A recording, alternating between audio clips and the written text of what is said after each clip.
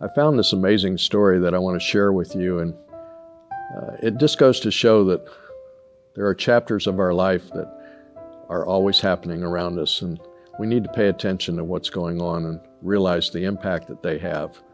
So let me share this with you. The story is told of two brothers, and one of them would carry a letter to the grave that could have set the record straight, but I'll actually tell you about that later.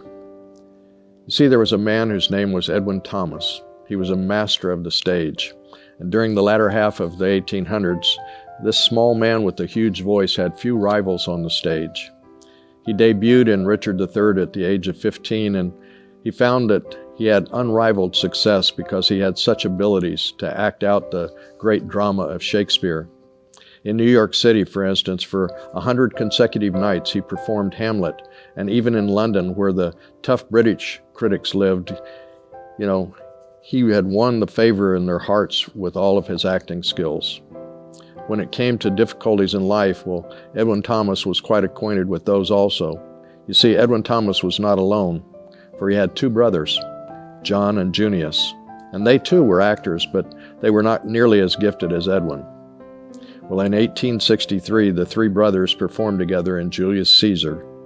The fact that Edwin's brother took the role of Brutus was almost an eerie foreboding of what was to occur.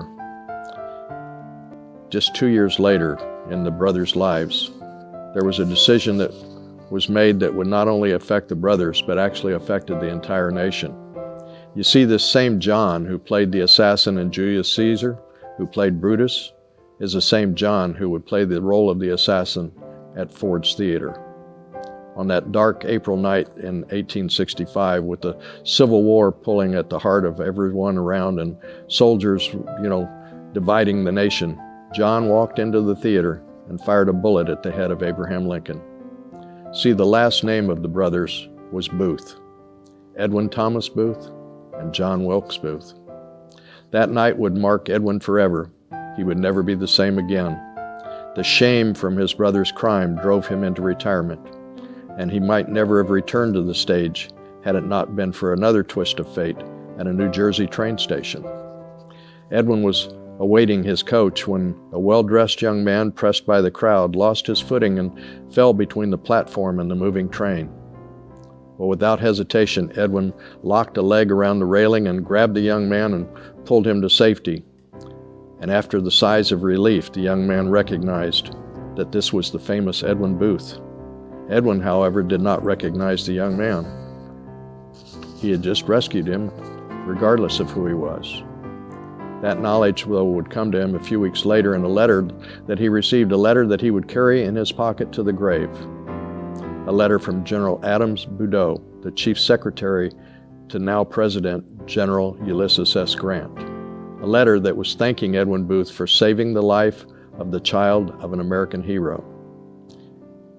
You see, as ironic as it was, that while one brother killed Abraham Lincoln, the president, the other brother saved the president's son.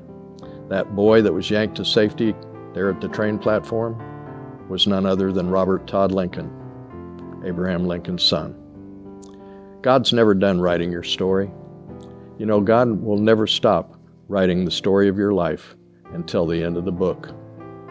So my advice to you this morning, or this day, whenever you read this, is stop trying to steal God's pen. He's still writing your story.